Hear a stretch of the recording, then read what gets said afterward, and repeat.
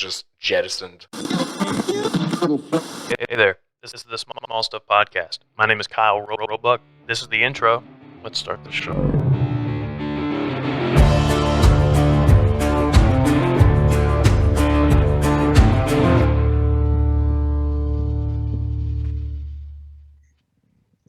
Woo! I forgot to ask how to say your last name. I'm pretty sure I've been saying it right. Horwitz, right? Just That's Horwitz? Right. Mm-hmm. French Horwitz. Perfect. How are you? Good. How are you? I'm wonderful. I have a surprise puppy in my bathroom right now. Hoping that he doesn't get too loud. So, you sent me a picture of it, and it's a beagle. My daughter has one of those, and the howl is... It's insane. It's insane. Me and my wife had one about a year ago. Sadly, he is no longer with us. But we got him, as a puppy, and he didn't end up living very long. But while we had him, that dog, like, you're not supposed to sleep with a dog in your bed, like a puppy in your bed. You're supposed to crate train him and all that. We live in an apartment complex, and let's just say we may or may not have told the apartment complex about him. So having him like scream like he was going to die every night in the crate wasn't really ideal. So, his was nuts. Like, that dog sounded like he was being run over by a steamroller. Like, it was terrible. This one's not so bad. He just whines a little bit. I think. Puppy, what are you going to do? Yeah. So, French, it's a bit of a general question, but what is it that you do? So, I am an executive producer. Oh, fancy. Yeah, which it does sound fancy, but basically what it is when I work on the network side, so I have two jobs, but when I work on the network side for travel, I essentially manage shows. Right. So from the network side. So I help with the creative, I help the teams, get organized, and help make sure that to shepherd the show through the process, I guess, is the best way to put it. Okay.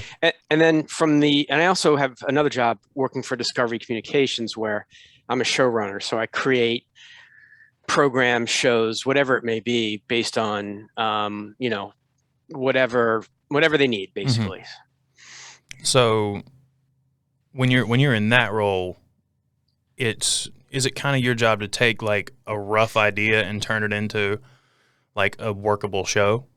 Yeah. A good example of that is a couple years ago, Animal Planet asked us to do a animal adoption thing. Mm-hmm. And it initially started out as a real basic concept, and it ended up turning into a 2-day-a-week live event. Wow. So, that's the kind of thing and it was one of my favorite experiences of all time when it comes to TV. It just was a lot of fun. So, so that's kind of what I do on a regular basis. Okay. I've had a production manager on the show before, a friend of mine, Brandon Falls. He works he's freelance, so he kind of works for everybody. But at the time, he was working for Nat Geo. That's how I met him. And we went over kind of the business side of things, because that's mostly what he handled. He handled the numbers, the finances, or at least not the finances, but getting people paid. He was that guy.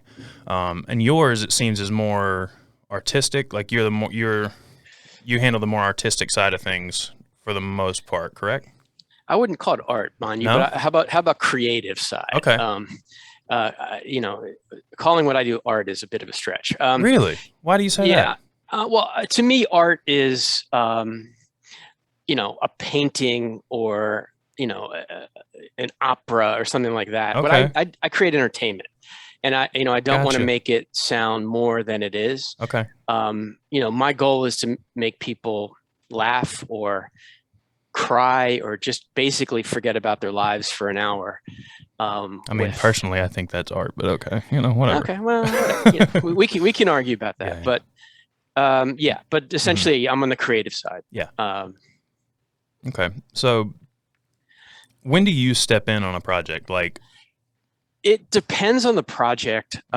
Sometimes I'm in the development stage, which I help create the nucleus of the idea, right, and then pitch it, get it sold, so to speak, to the network, and then and then move on from there. And then other times I'm brought in once the idea is already, up and running. And it's my job to get it produced and on the air, or as we say now, dropped on, onto a streaming service. Yeah. Okay. So, we kind of breezed by it a while ago, but you said travel. As you were talking about the network that you work for. So you work for Travel Channel or you work for Discovery Channel or Discovery Network. Who do you work for? I work for Discovery Communications, okay. umbrella company of the whole ball of wax. Within that, I work specifically for Travel Channel. Okay. And then now that things are moving to streaming Discovery Plus, my bucket, so to speak, is paranormal and unexplained on that bucket. But I have in the past worked for Discovery Channel in my first go round with Discovery. Clearly, I don't understand how this works very much. So yeah, I'm going to ask. Yeah, you just agree with me. Yeah, you don't. So how does one like French Horwitz get into working with the Travel Channel or any other network? I'm sure. You've worked for other networks, I'm assuming, before. Yeah, many. How do you get into that? Like, from the very start, like, what made you start wanting to do this sort of creative stuff? I think you told me before you've been in it for about 30 years now, right? Right. It's funny. Initially, this goes way back to college days. Yeah. Even before, my intent was to be a photographer. Mm-hmm. I was given a Nicormat camera. This is what they used to call Nikons back in the day. Okay. By a family friend when I was got to be a teenager, and it's how I learned photography with this camera. This thing is like, imagine an iPhone, which essentially you push a button, it does everything for you. Yeah. This thing, the only automated feature was it could give you a sense of your exposure. That's it. Like this? Yeah. It was even more primitive than that, though. That has a computer in it. This one's a program. This one you can set in auto if you want. Yeah. This one is completely manual. And like I said, all it has is a meter in it with a little metal thing that moves up and down. Yeah. Anyway, that inspired me. When you're a kid, like, you don't really know what you want to do. And when I got the camera and I started taking pictures, I really enjoyed it. I really enjoyed, how could I frame something and create something really interesting or beautiful, whatever it may be. And then, I went to college. I worked on the student newspaper, and I really, really enjoyed it. I thought, I started to understand that I knew how to frame a picture that could tell a story. And that's kind of what a photographer does. Yeah. I ended up getting a couple assignments for the Washington Post. I went to University of Maryland, so I lived in the DC area, and, it was fun. But at the end of the day, I found myself, chasing people down sometimes outside of a courthouse once I had to do that. And I thought, that's not what I want to do, really. And then I got an assignment to interview a director of a movie. And, we were talking. I was taking pictures and interviewing, and we were talking. And he started talking about taking pictures. He was a photographer, took pictures. A single frame told a story, but he felt it was really limiting. And then when he moved into film, he could expand his storytelling. And I thought instantly, that's exactly what I want to do. And, I switched my major at the time, and to have that focus. But from there, it was still a long and winding road to get where I'm at today. At the time, cable TV, when I graduated from college, cable TV, Discovery Channel had just started. So that's how far back it goes. And so there wasn't a ton of, channels like there are now. Yeah. And it was a lot harder to break in. It took a little time. But eventually my first big break was a big series for NBC, a summer series called Lost Civilizations. It was basically looking back at, some of the great civilizations of our time. And I was on the Egypt and Mesopotamia episodes, and I traveled all over the Middle East, everywhere you can possibly imagine. And then I realized I am the luckiest person on the planet that I got to do this. People were paying me to go to Egypt and see the pyramids and whatever else we did. We did an amazing things. And once I did that, there was no turning back. There's no way I was going to do anything else. I did a little bit of, man. Yeah, I did a little bit of feature work, movies, but honestly, I was bored. I found myself sitting in the location for 2 days, and it just took, things took forever to happen. You sit around and it's kind of boring. Whereas doing, nonfiction TV, I learned something almost with every show I do. I meet new people with every show I do. I have new experiences with every show I do. And just, it didn't make me a millionaire, but it gave me amazing experiences along the way. Yeah. I think that's probably my goal too. Like, I mean, would I like to be a millionaire? Sure. That'd be great. But, as long as I can live comfortably and have a happy life, I'm cool, to be honest. Yeah. I just want to, I want to be able to just kind of do what I do now, but maybe with a little more money. Don't we all? Yeah. You said you worked on some features and stuff right back in the day. Yeah, are you able to talk about those, or? It's been so long. They were not big features. No. In fact, they're small enough that I don't even remember the names of them. I mean, Oh, wow. This goes back into the 80s. Okay. And so, there were stars on them, but it's like, I was so bored and so disinterested in that work. Yeah. That I just walked away from it. Yeah, most people in the 80s were bored and disinterested with what was going on in the 80s, as far as movies go. Yeah. I mean, it's fun. It's something I had to try to know that it wasn't for me. And so in a way, I'm glad I did it. But it's funny that when I was working on that movie, I got a call. I had moved to Los Angeles to do work on, to see if I to break into the movie business. And I just hated it. And I got a call to work on a BBC documentary. Oh. And I said, you know what? I'm coming back. I'm doing it. Yeah. And that was it. Wow. So, so you've pretty much been working in reality. Is that what you'd call it, reality television or nonfiction television? Yeah, I mean, to me, look, you can call it reality. Because, I mean, it's not reality, but, Not reality, but, like I think of Real Housewives as reality. That's like, it's sort of a day-to-day. Yeah. Like I'm going to the supermarket today. My husband is going to argue with me today, whatever it may be.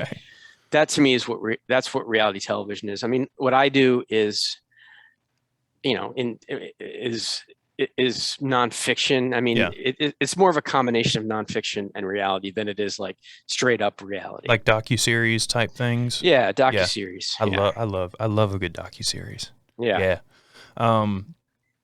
So, being that you've done this so long, I'm sure you've got a favorite. Can you name a favorite show that you've worked on? This feels like this is a filler question. Yeah. The most pleasure I ever got out of making a television show was the animal adoption show. It's called Give a Dog a Home for Animal Planet, which was a couple of years ago. But the most adventure I ever got from a show was I worked for Nat Geo for 8 years, which was a dream of mine to do. And I ended up working on a show with the Nat Geo's crocodile and snake guy for 2 years. And we traveled the world, all over the world, looking at first crocodiles and snakes, and then it expanded a little bit into other animals as well. But, getting up close to a crocodile, sitting on top of a crocodile, granted it was captured. I don't care. Yeah. It's still a dinosaur, man. Yeah, it was alive. Ooh. But, he knew what he was doing, and you can capture a crocodile, believe it or not, and it tires itself out by doing a death roll, and then. Oh, okay, that's what you mean by captured. Yeah, I thought you meant it was just like it. No, it's a zoo crocodile, and I'm like, no. It was the first time I ever did it was in Costa Rica in a river, and this thing was 18 feet long. It was sir. There's a picture of me sitting behind the Nat Geo's croc guy, and there's two guys behind me, which is insane. But it was amazing because we went all over the place. Yeah. I went to New Guinea up the Sepik River, which was, I'll never forget this is back when, we had a GPS, an old school Garmin GPS, and I turned it on at one point to see where we were, and there was just nothing on the screen. I mean, nothing. There's no map. There's nothing. And that, it was pretty remote, but I mean, it was incredible. It was really hard because crocodiles typically live in super hot places with a ton of mosquitoes, and it's really hard work. Yeah. And some of it was exhausting. And at the end of the day, though, it was some of the most incredible experiences I've had. I held a lion. I mean, sort of held it. I was behind it, holding a lion in my lap. It was darted in South Africa, and I touched its tooth, and then like 15 minutes later, that thing is up and running and would have eaten me alive. So you don't, and there's certain, I've done things that most people don't get to do. And that's been the amazing experience of my life.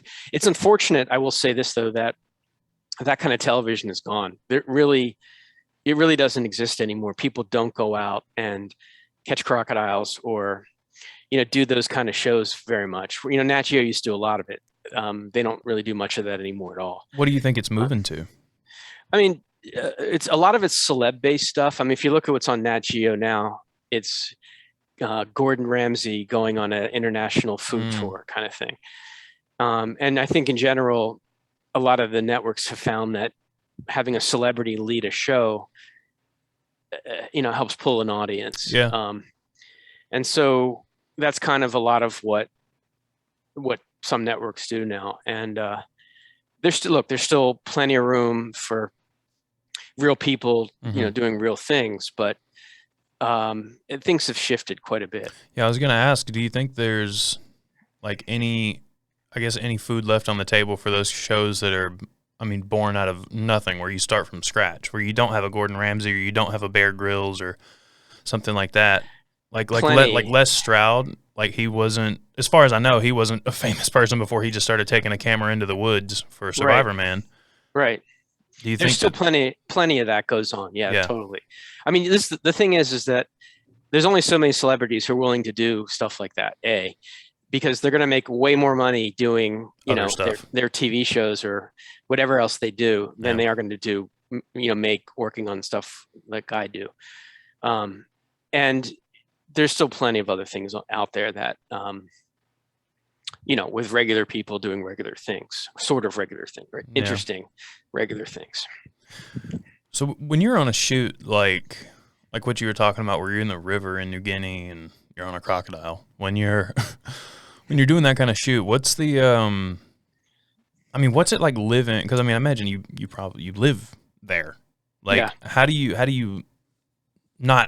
live in a situation like that? I'm asking literally, how do you go about living? It's just imagine like an extreme camping experience. Nice, my favorite.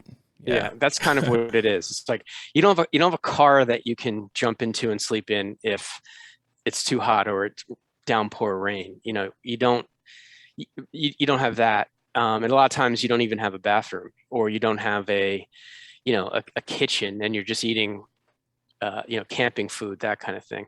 Sometimes though, you have hotels and you can go back each night to a hotel, take a shower and come back the next day. It just all depends on where you are.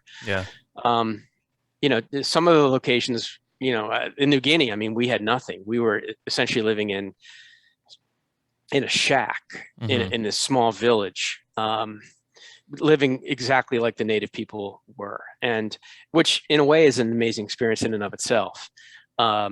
Because you get to experience a different culture, a different way of living. Other times, we were in hotels and we would just go out to the location and shoot, come back and go to sleep, or whatever it may be. So it just depended on where we were and how remote things were.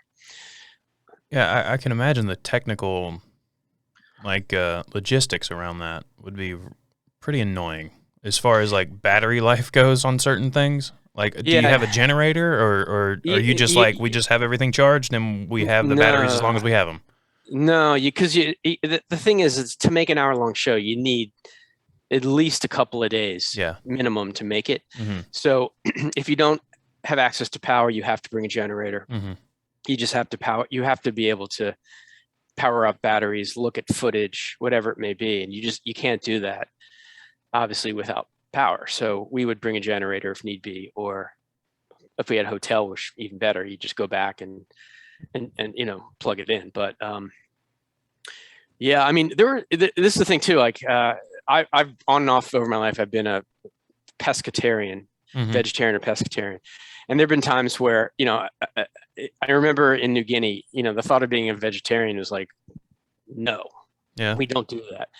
And so, either I lived on camping food, or at one point I remember we got to a location and there's no food. You have to be careful too, because some of the things that they have there will make you sick. Yeah. We're not used to eating those microbes on a regular basis. So pretty much everybody scarfed down the camping food. And for a couple of days, I was surviving on Cliff Bars, which, for a couple of days you can tolerate it. Yeah. But yeah, I mean, look, at the time, I wasn't miserable. It wasn't fun to eat Cliff Bars every day. But at the end of the day, I look back on that with just, those are some of the best experiences of my life when it comes to TV. So yeah, it's worth it. As far as this is kind of off the topic of TV. You just got me curious. So if you're there and you're like, I've been eating Cliff Bars for the past 2 days, and someone like gets a pig or something, like gets a boar, I don't know what's over there. Do you feel better about eating that, knowing how it was like? And I've got a friend, a very close friend of mine who's also pescatarian, and I was eating a chicken sandwich one time, and he asked me, he's like my dad's age, and he asked me if I had to kill the chicken myself, like would I still be eating the chicken? And I'm like, yeah, for sure. Actually, I'd probably feel better about it, to be honest. And so I'm curious, off topic of TV, if you were in that situation, would you feel better about that, or no? No. I mean, for me, it's a personal choice. Yeah. I've witnessed ritual slaughter, and that was the initial impetus to not eat meat. I was in Egypt and watched halal. How Muslim people have to, take care of meat for it to be good for them, and it essentially involves bleeding an animal out. And it was a gruesome experience to watch. That sounds pretty gruesome. Yeah, because essentially the thing's alive, and they have to kill it live. Yeah, slit its veins and watch it bleed out, and that was kind of horrible to watch. Yeah. On the other hand, I've done shows about hunting, and I've watched animals be killed, and I have no problem with that whatsoever. Yeah. To me, it's a personal choice. It's like if you're a hunter, you take meat for you to survive. Right. Go for it. I mean, personally, hunting for trophies, I find appalling. Yeah. But hunting for meat, that's what human beings have done for thousands of years. So, but for me, it's a personal choice. It's been I don't know how long since I've had meat. It's the last time. I mean, I've gone on and off over my life, but easily been 10 years, and I don't miss it at all. I don't think I could stomach a steak. Really? Probably not. Yeah, and I used to love it too. I mean, I used to truly love steak. Yeah. But I don't think I could do it now. Yeah. Couldn't do it. Yeah. Yeah. The Jamie, the friend of mine, he had a tuna steak, he'd steak. Right. And he was like, "Yeah, man, try it. It's he hasn't eaten like beef in like probably 30 years at this point, or maybe not that much, maybe like 25 or something." And I was like, okay, sure. I don't like fish, right. And I was like, yeah, sure, I'll give it a shot if it's pretty close. He seasons it and everything. I ate it and I was like, this tastes like a seasoned piece of fish, man. Like this isn't steak. He was like, oh, well, it tastes pretty good to me. And I was like, well, yeah. I mean, I found that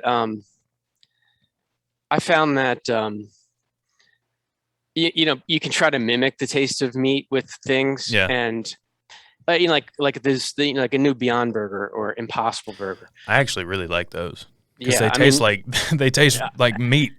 Yeah, I would say you put an Impossible Burger in front of a meat eater and don't tell them what it is. I would wonder if they could even know it. They were eating fake meat. Yeah. because it's that, close. But it certainly isn't much healthier for you. It got an enormous amount of fat in it, and it isn't like you're going to eat those and lose weight. But if you want a burger, and look, I put those on the grill, and it tastes like a burger to me. And they're, and so what's the reason to eat a hamburger now when you can eat those? I wouldn't eat those on weekly, but once a month maybe. Why not? Yeah. See, I would say my argument is I like to make my own. So, I wouldn't, that would be my, like, I would like to do that, but I usually make my own burgers. But if I had like frozen burgers, then yeah, for sure. I have no issue with it, obviously. Anyway. We digress. Yeah. That was a nice little tangent. Clip that, Brighton. Brighton's my editor, by the way. Uh-huh. So let me gather my thoughts real quick. Sure. 30 years doing this. You've worked for how many different networks? 2 or a lot? Well, I've also worked on the production company side, where you're producing programming for the network. As like a contractor type of or like I've been VP of production development for companies, or I've been hired as a showrunner to work for companies, to work on shows for other networks. So I'd have to guess probably 10 different networks, maybe a dozen. It's really hard to say.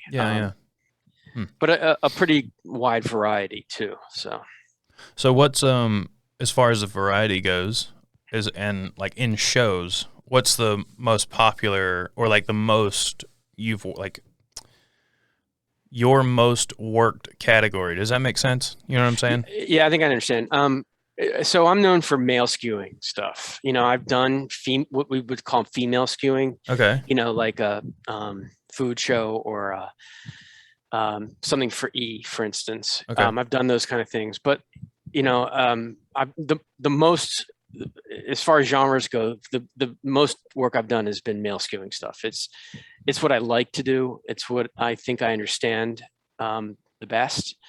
And while I I love to eat and I love to cook, but I'm not the guy you call to make a food show necessarily. Yeah. But by male skewing and female skewing, as far as male skewing goes, you mean things that are typically surrounding topics that are more of a masculine. Yeah. You're gonna draw more males in. Typically, look, that line's been blurred, but we still refer to that. Yeah. And we don't want to say, I did a show for Discovery once called Yukon Men. Oh wow! And cool. Which was considered. Discovery's a male skewing network, but there were plenty of women that watched the show. Yeah, and we certainly were not targeting men, just men. We wanted to.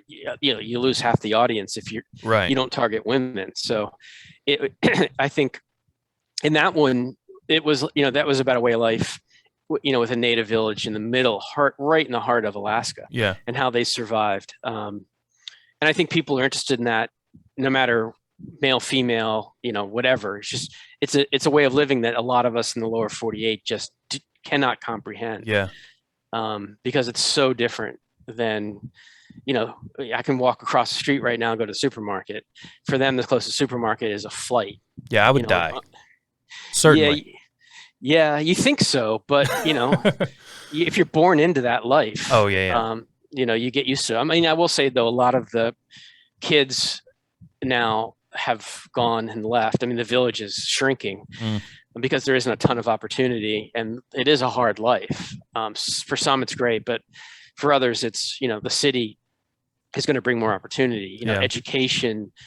Once you become college educated, going back to the village, you have very limited opportunities. So anyway, point is that, there were plenty of women that watched that show, which is great. I was just explain. Like it took me a second to realize what you were saying when you were saying male skewed and female skewed. So I wanted to explain it. Yeah, like Travel Channel, the skew is slightly a bit more female, believe it or not. I can believe it. Yeah, but it's we're not, again, we don't even consider I don't personally consider when I'm making a show for travel that it's for a man or a woman. It's for people who enjoy the genre. You make the show and then you see who watches it. And in you're a like, way, okay, yeah. now we know. Yeah. Yeah, no, I And get look, it. there's a lot of research. Every network knows its audience. Yeah. And when I worked for Discovery, when I worked for Nat Geo, those networks are typically considered male skewing. Or certainly the programming I did on them was male skewing. They had other things that weren't, but that wasn't what I did.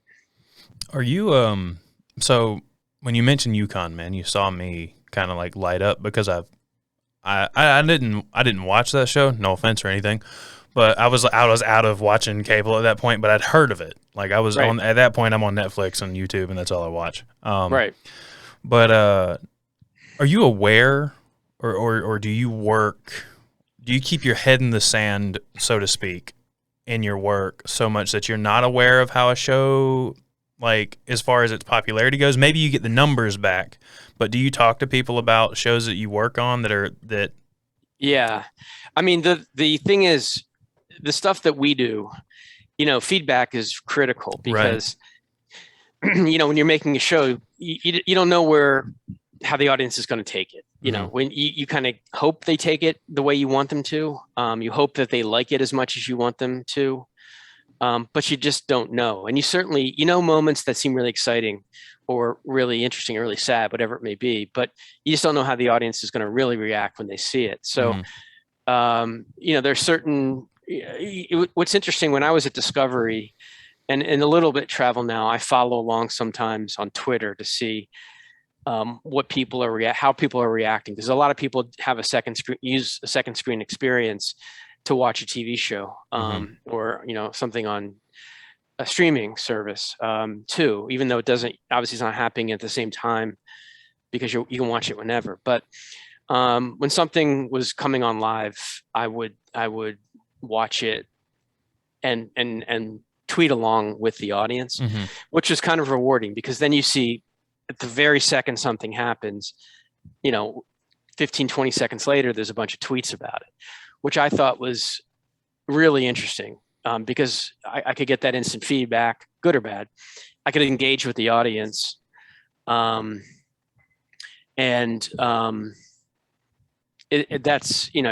invaluable. Then too, we didn't have the metrics like you have on YouTube, for instance, now where you can, in real time see what the reaction to your shows are, right? Or your videos are. We didn't really have that ability then until later. When things are measured, it isn't. You don't get the instant gratification. So I'm always interested to hear what people say, again, good or bad, with what we do. I'm also interested to watch other shows as well to see, let's say, like a Duck Dynasty, for instance, when that came on, you knew that whole thing was scripted, at least we did as a TV producer. Me and my family didn't for a while. Yeah. I mean, and that's the thing. I think, then the audience wasn't as savvy to the fact that things like that were totally scripted. And I watched it as to see it as an experiment, to see how, and it blew up huge. I mean, those guys were highly entertaining. The storylines were interesting, but that's not kind of show I want to make. I don't want to make something that's essentially a scripted nonfiction show, which is an oxymoron, Yeah. Do you know if, just real quick, this is another tangent, and then I have another question for you that's an actual question. Do you know if American Chopper was super scripted? Because like the two Pauls, man, they were nuts. I mean, they had true animosity toward each other. Right. Let's put it that way. Did you work around that show at all? I didn't. Okay. But I know the showrunner on that, or the EP on that, okay. And I know for a fact that animosity was real. It's interesting. It's like the best television sometimes comes from the most real reactions. It comes from the heart. Yeah, or in that instance, it's like it's a father and son relationship, and sometimes those things go wrong, and that oftentimes makes the best TV. Conflict. I mean, some people love watching and seeing conflict. It makes me uncomfortable personally. Yeah. Well, yeah, it depends. Some Yeah. people love it. Some people Yeah. would Yeah. rather just watch I, something calming. I'm certainly not denying that. My wife, Crystal, she now in her defense, I do end up usually being tied to the couch somehow. She'll be watching something, just some. I mean, it's what I call just garbage, like Yeah. reality shows where somebody's throwing a wig at something and somebody's getting a Right. glass in their face, and I'm just like, what the fuck are we watching? Like, Yeah. why are you? But I always end up like walking through the room and going, "Who's that? What are they doing now?" You're right. Okay, Right. Oh, this is so dumb. And then I walk away, and 15 minutes later, I'm doing the same thing. Who? What are they doing? No. yeah. And then I find myself sitting on the couch. Anyway, And like that kind of stuff never appealed to me. I Yeah. never wanted to work on Real Housewives or anything like that. Like, that's semi-scripted as well. So, yeah, and I don't. My goal in life is not to write something that's going to make people fight. That's right. if they fight for real, hey, bring it. But if they, writing something to make real people fight is not Yeah, why I do this. yeah. I can't. I don't know. Like, what do you have to be into to like want to? You probably if you I'm just gonna make an assumption here. If you do that sort of writing on a show and whatnot, I'm guessing you probably got in a lot of fights in high school. If I had to guess, probably. I would say probably not. No? I think you. I mean, we're not. If you're saying bullies, maybe I would say absolutely not. I think it's people who understand what they're making. I mean, writers on TV shows are incredibly skilled. They understand the characters. They understand their motivations. They understand what is going to make that show compelling to the target audience. Mm-hmm. And whether that's Real Housewives or Yukon Men or whatever it may be, they're able to, formulate a story. And that's the most important thing I think we do is create a tangible, relatable, somewhat relatable story Right. that we can, put in front of an audience and have them appreciate it. But the true talent of a television producer, a writer, whatever it may be, is essentially creating something that ideally doesn't feel super scripted, Right. like a Duck Dynasty. Because I think now audiences are savvy enough to know when something's super scripted. I just assume everything is.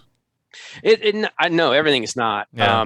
I think, but some people don't care. It's like, they'll watch Duck Dynasty knowing that, it isn't necessarily every word is scripted, but Yeah. they have an outline of the show. It's like, here's the outline, do it. Yeah, what I mean is I go into watching those shows, like if I end up on the couch with my wife, I go into it thinking to myself, most of this is likely scripted. Except for, like, there are some, like Real Housewives of Atlanta.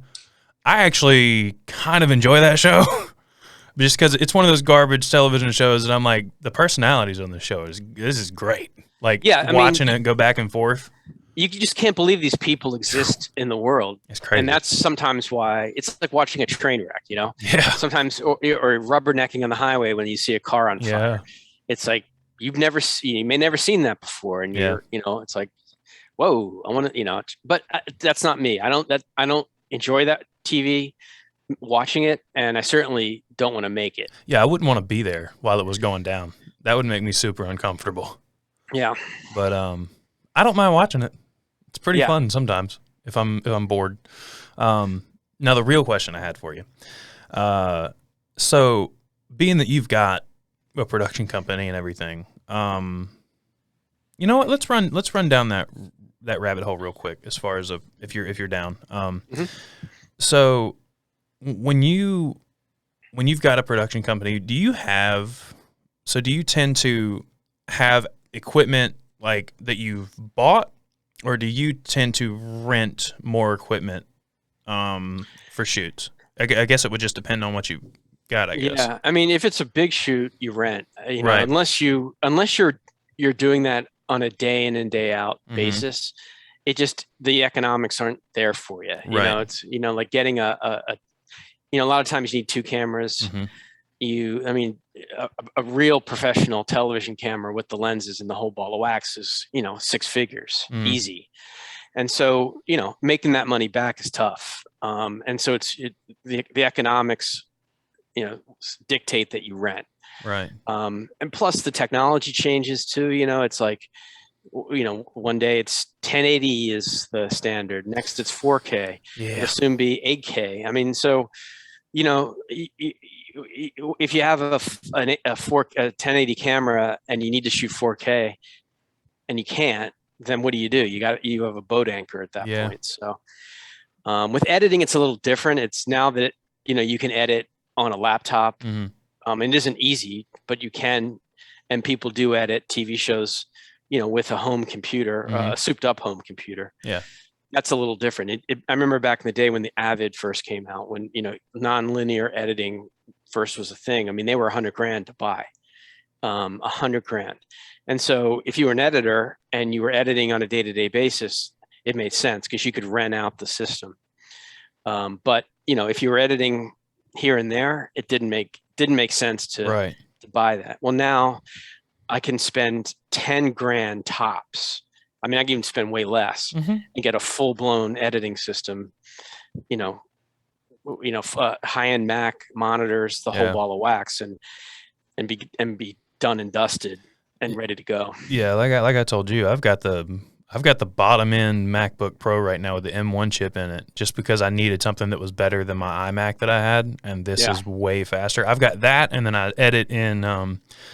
I've yet to need the Pro version of DaVinci Resolve, so I'm just operating on the free one because it does everything I need it to do. It's got everything in it, so like I could edit a, like not super duper produced with a whole bunch of like effects and everything on it, a little short film or something on my laptop in a day.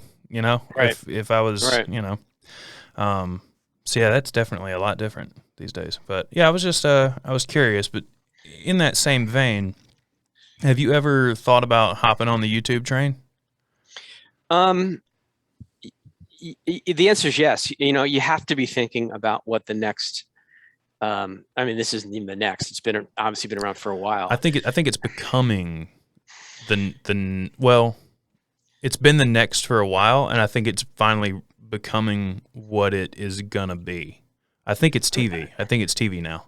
Yeah, I mean, I look at my kids who they'll still watch TV, right? Traditional TV or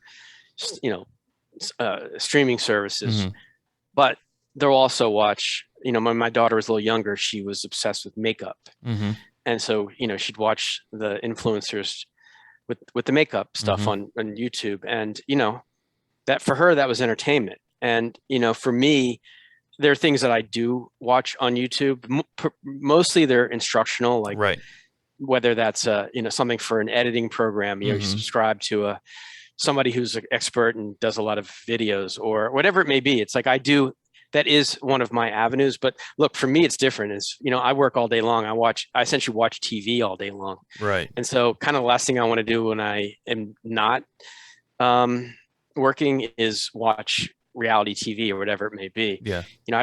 For me, it's like in my off hours, I'll watch movies and that kind of thing. So, but yeah, I mean, look, I remember when I was at Discovery years ago, and we knew the convergence of what we say digital and linear was happening. And I think then we thought it was going to happen a lot slower than it has. I mean, it happened really quick.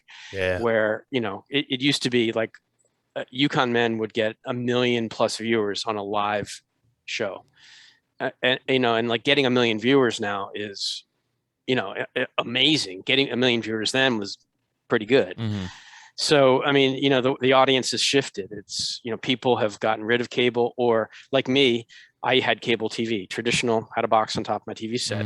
Now I use streaming services myself, where I get all the, Discovery all the Discovery channels on through linear, through through a smart TV. So, I think and the networks are adapting to that. It's you have to right now. You have to adapt, or you're just going to disappear. Look, television, linear TV, is going to be around as long as I'm alive. I'm confident of that. In what shape and form it takes, that that's to be determined. Yeah. I'll get back to the YouTube thing in a second as far as what I'm thinking for you.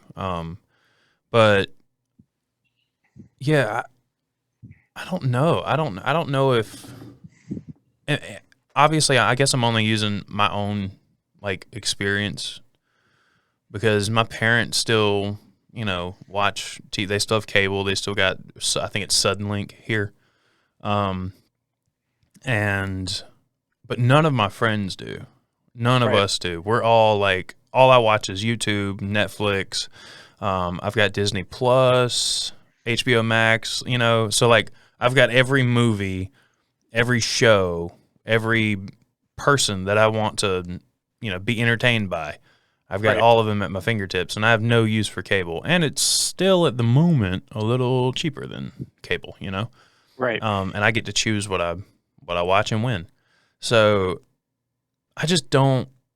If you think TV is going to stick around, like traditional, like cable style TV, I'm curious as to. I mean, do you have an inkling of what it might become? Because I can't. Other than it leaving, other than it being completely obsolete and gone, or maybe it just Yeah. becomes news. Maybe it's all news. Well, live sports. I mean, it's as long as the networks own the contracts to broadcast live sports, Yeah. you're going to have and But the you honest got truth is you got too. Peacock now though. You got Yeah, but yeah, but still, I mean, like how many? There's still plenty of people in this country that don't have access to high-speed internet, and without high-speed internet, yeah. you're not going to be able to watch high-resolution video on a TV. That's not available to them yet. I give it 10 years. Yeah, no, and look, 15 max. it may happen faster than that because they're obviously trying to get high speed throughout the entire country. Look, you've been to places in this country where you're the only house within 5 miles. I mean, the economics of wiring this country for high speed is in some places cost prohibitive. Yeah. But there's still and certainly people that are older are less likely to convert. Look, the younger generation, like anything, the younger people are more likely to be accepting of a new technology, Mhm. and so that's why you got to think about people that are in their 30s or below or younger. You're not targeting traditional TV like back in the day. MTV was a thing, Mhm. right? And you target to that generation with MTV. Well, I mean, that generation now, people in their teens and young adults are looking every which way for content. Mm-hmm. And so whether that's YouTube, Instagram or cable or broadcast, everything's shifted and will continue to shift. It always will shift, there'll be some new technology in 20 years that we don't know about right now that will potentially, people will latch onto. Yeah, I think about that pretty often, actually. Where are we going next? Because I feel like every generation probably has these same thoughts where it's like, there's no way it could get any better than this. Like it can't. How do you make it better? Other than like, because right now, phones, internet, when it's working right, our internet's been like ridiculously slow here lately for some reason. But when it's working, like it's instant, everything. Right. Like I can download a video from my Google Drive to my phone with my Verizon data in like 5 seconds, Right. And the only way it could get any better is one, it downloads as soon as I hit the download button and boom, Right. it's saved. But I just, as far as YouTube goes, like I just can't see. Maybe I don't have. Maybe I'm not open-minded enough or something. I don't know. I just can't see where it could possibly go next, because we've got everything at our fingertips. What's the next thing? Well, Just putting it in our brains? I look at it this way. I mean, I remember when I was younger, like a big movie would come out. Right. I have to see it at the best movie theater in town. For sure. With the best sound, the biggest screen, whatever it may be. And now, I've got a big TV in my living room. I don't have to go to a movie theater. Mm-hmm. I can't stand it when people eat in the movie theater and talk. It's like I find that experience now to be unacceptable. And so I don't go to I watch movies in my living room. Yeah. I don't go to the movie theater. I rarely go to the movie theater. In fact, since COVID hit, I've not been to the movies in easily 2 years now. Yeah. So I think interestingly enough, things like COVID have a huge effect on content and how we consume content. Look what HBO did. They there were movies that were intended for theatrical distribution that are on HBO now, and it totally upended the industry. They started doing that. Like now that theaters are back open, Disney Plus and HBO and Prime, a lot of them they're still doing that. Yeah. They're like, if you don't want to go to the movies, it's fine. You can buy it here for like $30. Right. You know? Like Jungle Cruise right now is still on Disney Plus for $30 if you don't want to go to the movies and see it. And for me, that's fine. Yeah. I don't want to sit with a bunch of people and hear them talking and hear them chomping on popcorn and I love getting up and going. Yeah, I mean, look, I used to love that experience, but for me now, it's like I don't need it.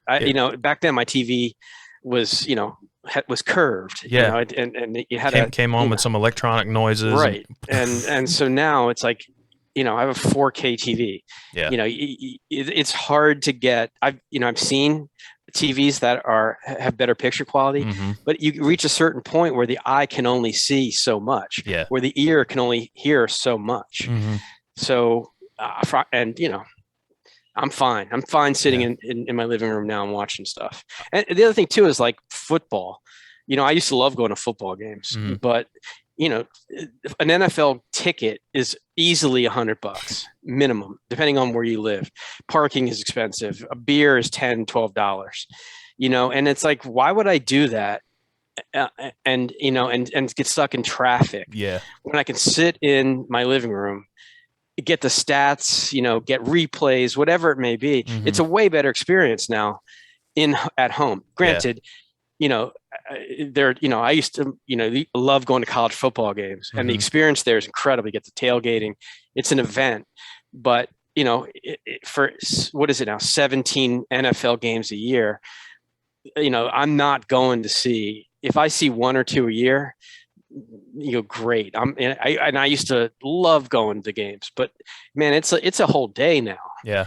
And it's expensive, and it's not, to me, it's like, unless the weather's super nice and you got a tailgate and it's, your team is decent and, they have an opportunity to win. Yeah.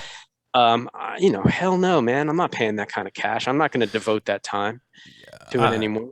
I actually, I despise, and it's because I grew up in Greenville, which is a college town. It's got ECU, East Carolina University, here smack dab in the middle of the city, and game days are trash. I hate it. I hate it so much because traffic is garbage. Everywhere's busy. 15 million goddamn people are here that are from somewhere else, and it's really annoying. And I've never liked going to games. I had friends who tailgated like as soon as the season would start. Right. In like, it's still August or whatever. I don't know when this stuff starts, but it's hot. I'm like, no. I don't want to go and get drunk in a hot parking lot. Like, no, I'm good. Hard pass. I did it like twice, and it's not my thing. I was, however, very worried that movie theaters were not going to come back after COVID. Yeah, I was worried. Yeah, I think, look, the industry was and still is, is the audience going to come back in the same ways they were before? I mean, we'll see. We'll see. I know that the AMC that's right up the road from us, I was really worried because this is totally selfish, but whatever. The AMC that's right up the road from us used to be a Carmike theater, and they recently, like over the past few years, AMC bought it and revamped it. So now it's got the bar, it's got the AMC Stubs like line and everything. It's got the recliners, all this stuff that we never had here. Right. And I've been enjoying it for the past 2 years now that they finally got it here. And then I felt like it was being ripped away, and I was going to be super sad because I mean, when me and my wife first started going to that movie theater, when we first started dating, we actually haven't been together that long. We've been together for like almost 4 years now, something like that. So I guess it's been 3 years since that theater's been like that.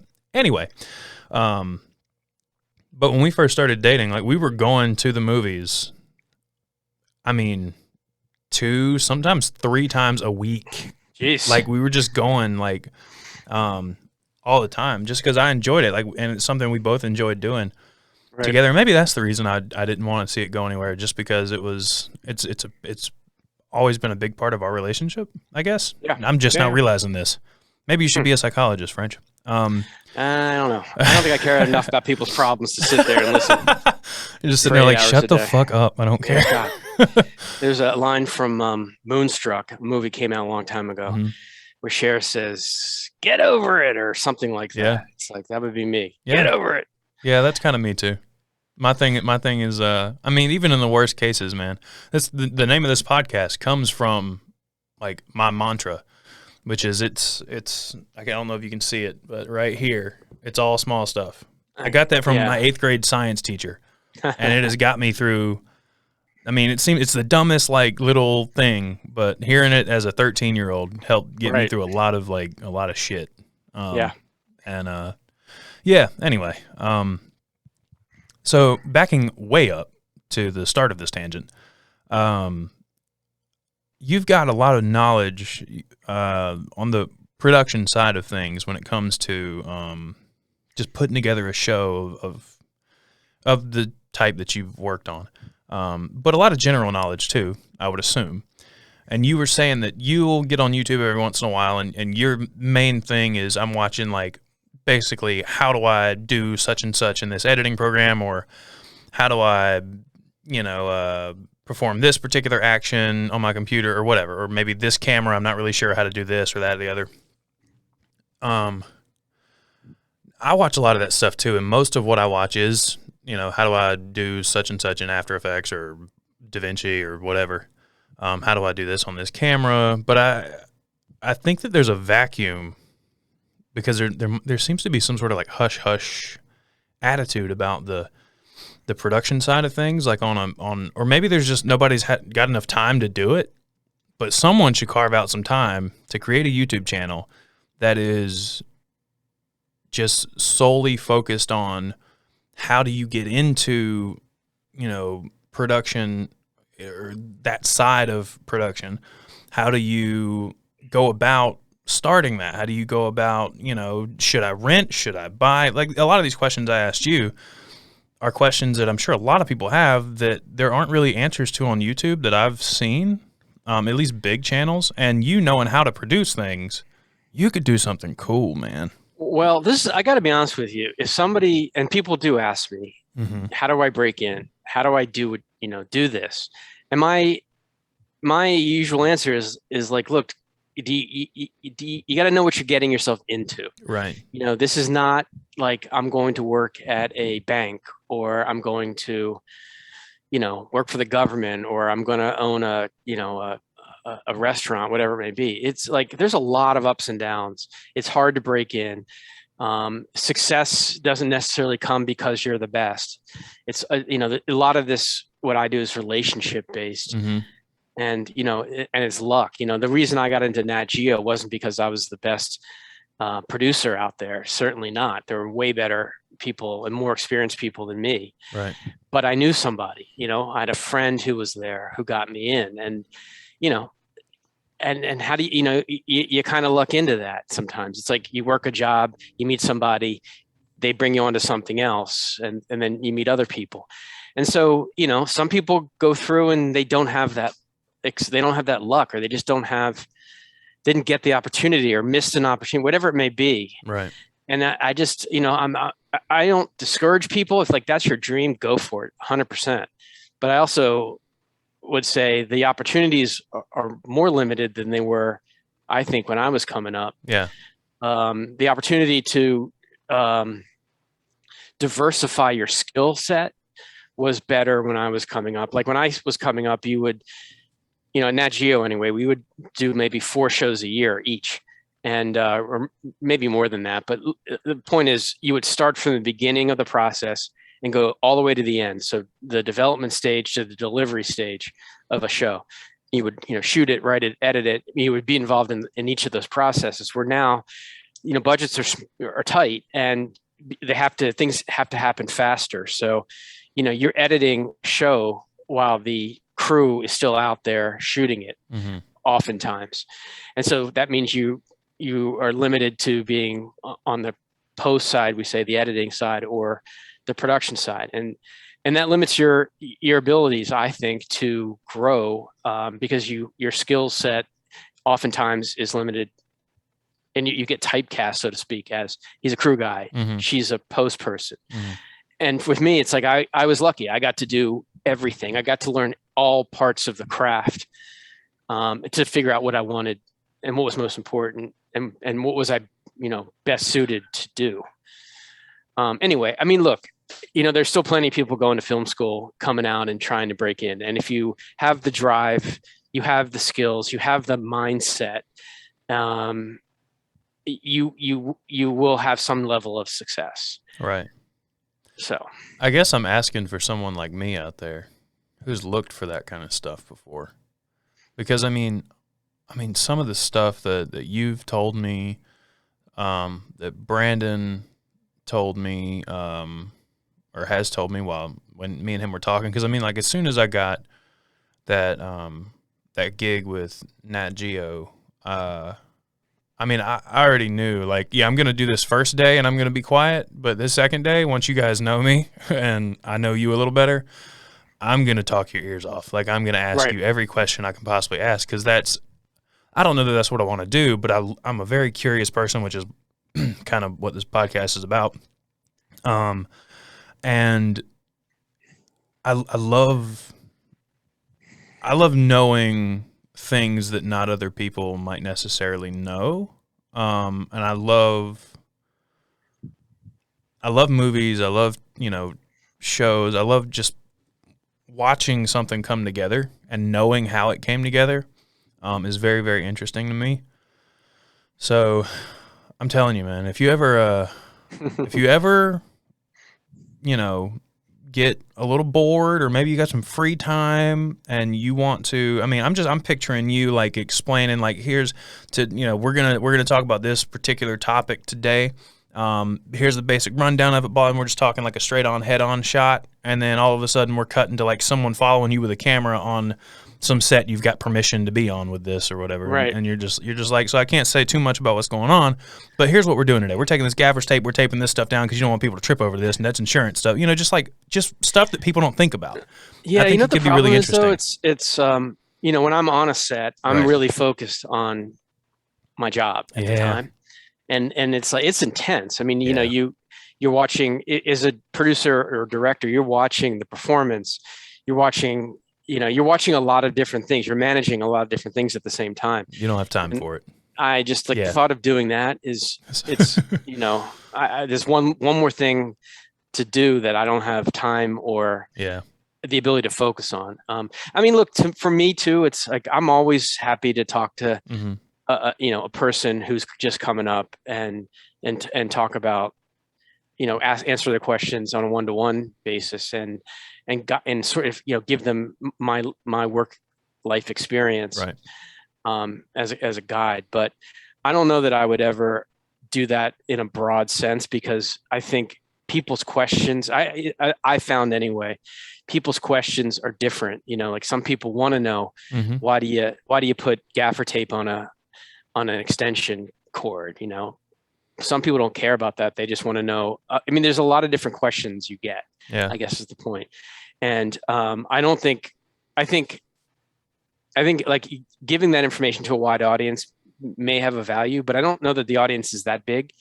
And I'm more than happy to have the conversation with somebody who I know, or somebody recommends and is a good person. And I feel like, I would happy to help them because, they have what it takes, or generally are a good person. I mean, there's a lot of people in doing what I do who are not nice. Let's just put it that way. I can imagine.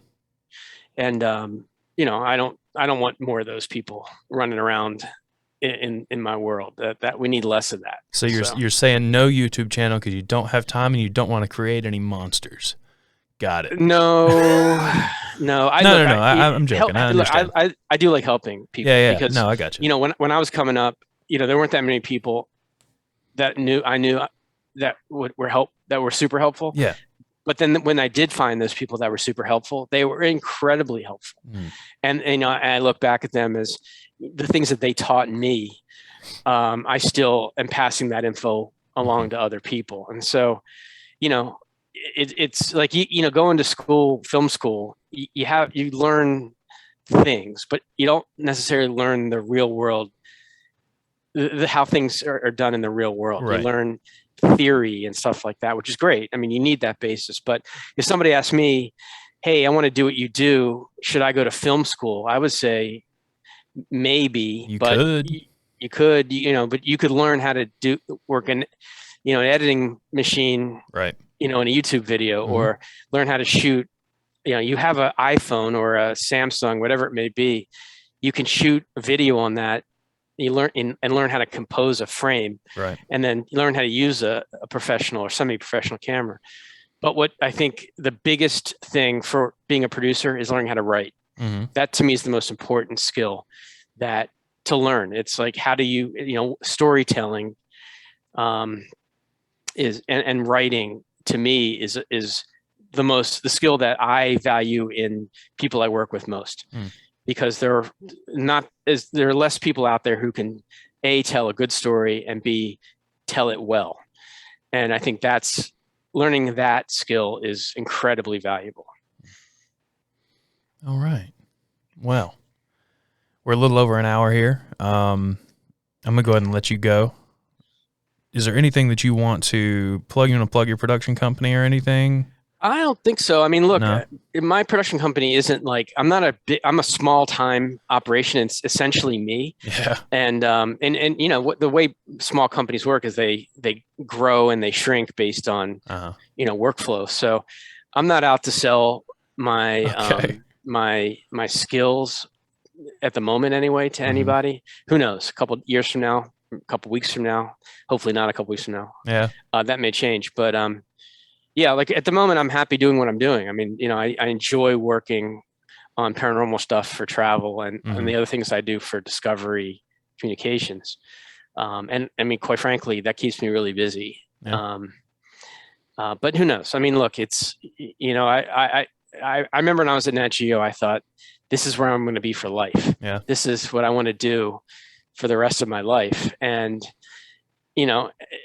after a while, it became a grind. And I also noticed as well that the space was changing, like animal shows were going out of favor and reality was coming in. So I would become a dinosaur if I stayed there. Yeah.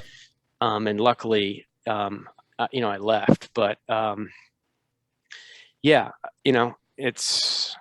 hey man, it's an insane journey. Yeah. And for some people, it's incredible, and they can look back at the things they do and be super psyched about the experiences that they have. And I definitely feel like I can say that. For others, the experience maybe to date hasn't been as rewarding. And it's unfortunately, it's who you know, what you can do, and oftentimes just luck, which I feel like I have a lot of. Yeah. Well, French, I appreciate you coming on and sharing of course some of that experience of yours with us. And everybody, thanks for hanging in for a little over an hour with us. Make sure you follow Small Stuff Podcast on Instagram. Follow us on Facebook, subscribe on YouTube, TikTok, all the things. We're everywhere right now. I think that's it. If there's anything else I have to add, it'll be after this little part. But for now, toodaloo.